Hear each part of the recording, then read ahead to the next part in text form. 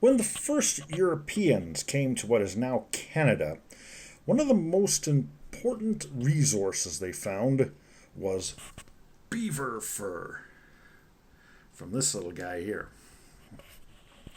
The fur was not for making fur coats, though that came later, but was instead used to make foppish felt hats. The beavers were hunted to near extinction and are now a protected animal in Canada. But I understand that beavers are a pest in many parts of the United States and are actively hunted there. With the use of beaver skins as money up until probably about the mid-19th century, it seemed only logical to put a beaver on some Canadian coins. In this case, the 5-cent coin, and which Canadians, like Americans, refer to as the nickel. The Canadian Beaver Nickel, like this one here, I could look at it here, is, so it's the Canadian Beaver Nickel, was made of 100% nickel from 1937 to 1981. After that, it was 75% copper and 25% nickel. That alloy, well, that is a combination of metals, is usually called cupronickel and was the alloy used for all American nickels. In 2001, they were changed to nickel-plated steel as yet another cost-cutting measure. The first Beaver nickel was struck in 1937, like this one here. The picture is a beaver, as you can guess, just up on a rock. There is a dot after the date. You might be able to see it here.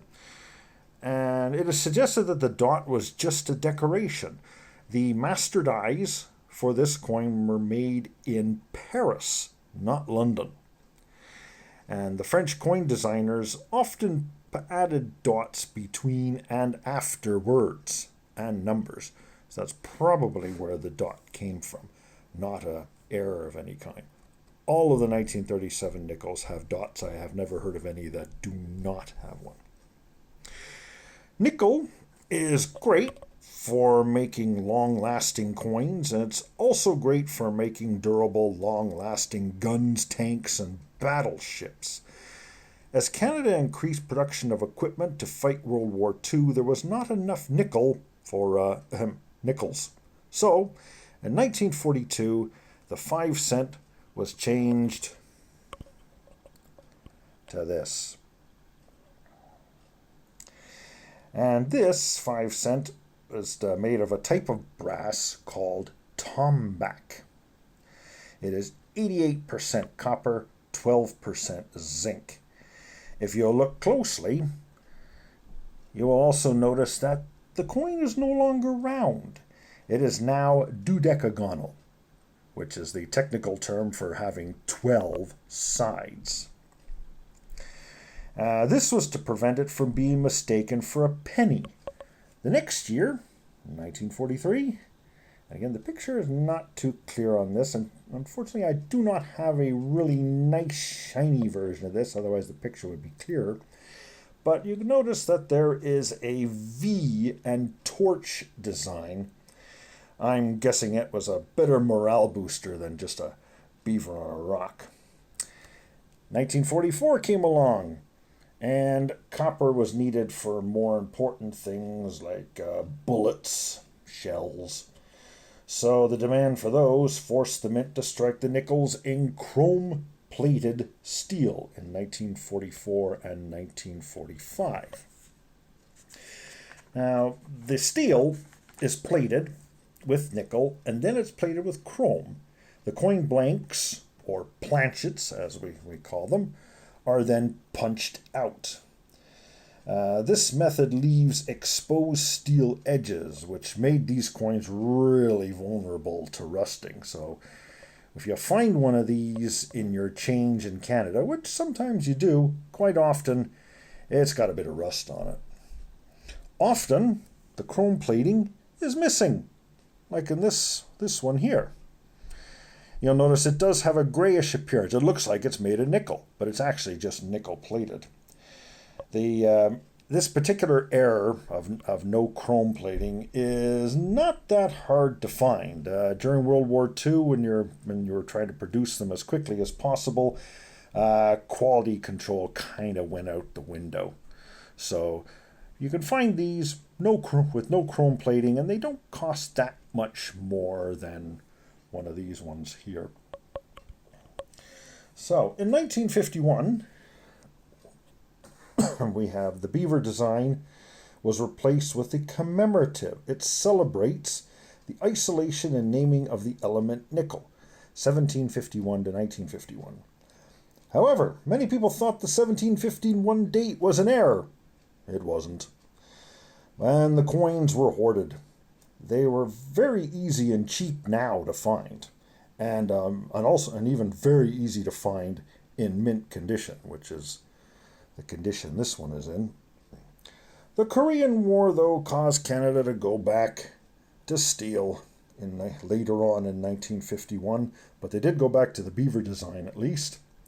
So there's a 1951 steel and a 1952, 53, 54. Yeah, they made them out of steel all the way to 1954.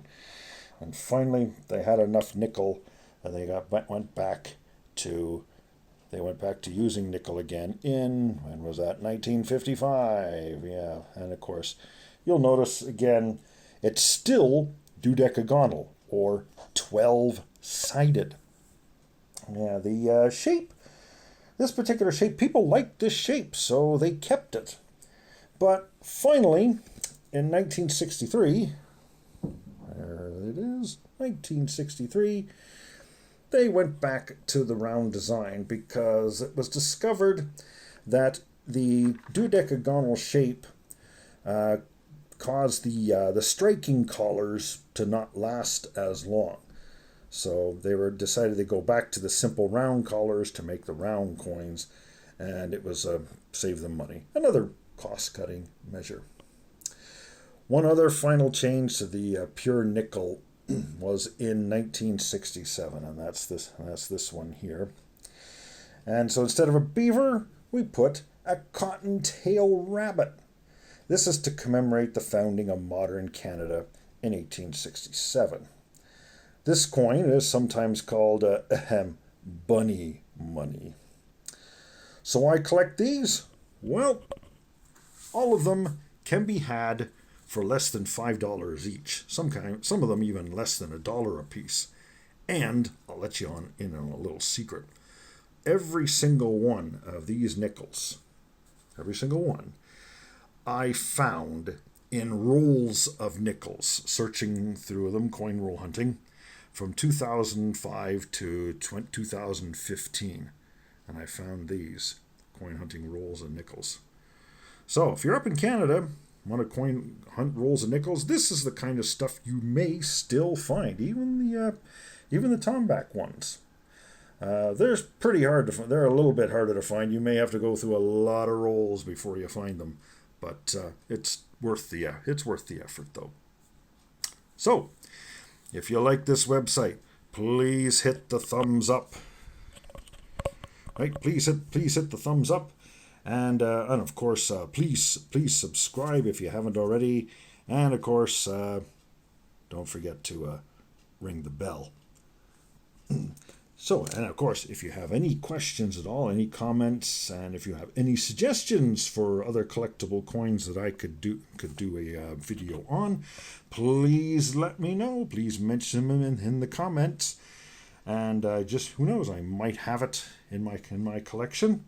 And I thank everybody for watching, and take care.